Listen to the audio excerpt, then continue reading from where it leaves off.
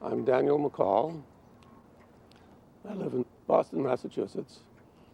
I'm 81 years old. I'm a retired anthropologist. My father had a small shoe store. He went bankrupt when I was 9 years old. My mother had died when I was 8 months old in the influenza epidemic in 1918, and I was in an orphanage for a while. But I ran away so many times they wouldn't take me back, and I lived with my father in a hotel. It was called a family hotel, but I was the only child that was in the hotel. It was during that time, I think, they had a teacher of English, Mrs. Fraser, who required all the classmates to choose a poem and learn it by heart. The poem that I selected, and which has lived with me ever since, is certainly one that I learned by heart, because poems, I found, can really live in your heart. They mean a lot to you, and the longer you live, I guess, the more they mean.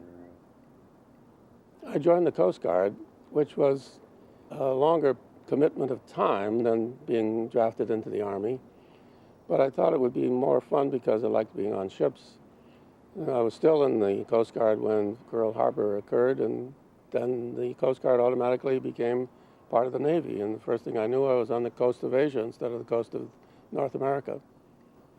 Well, there was a night in boot camp when I was told to walk up and down a wharf from 12 to 4 a.m., winter night, very cold, holding this rifle on my shoulder. The stock was cold, my hand was cold, and the wind seemed to be really biting. I started reciting poetry to myself, and I started with poems that I knew. I started with Shakespeare's 29th Sonnet. And sometimes I got lost and had to reconstitute and start over again, see where I was missing a line or something that wasn't coming out in the right way. By the time that I got through all of the poems that I was trying to remember, I was being relieved, and I gave away the rifle and went back to bed. So the poems helped me get through a difficult night.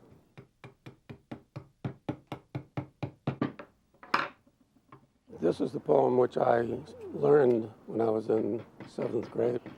And what it meant to me at that time was that feeling of being in such misfortune. It was my experience in the orphanage.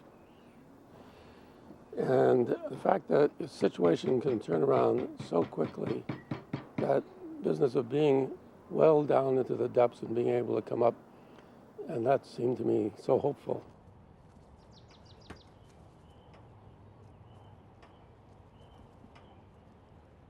Sonnet 29 by William Shakespeare.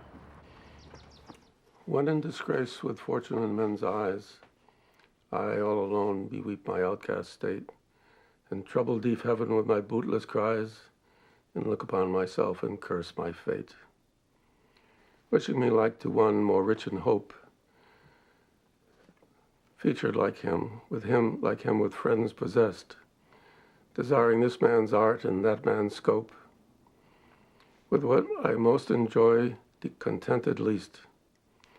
Yet in these thoughts myself almost despising, haply I think on thee, and then my heart, like lark at break of day arising from sullen earth, sings hymns at heaven's gate. For thy sweet love remembered, such wealth brings, that then I scorn to change my state with kings.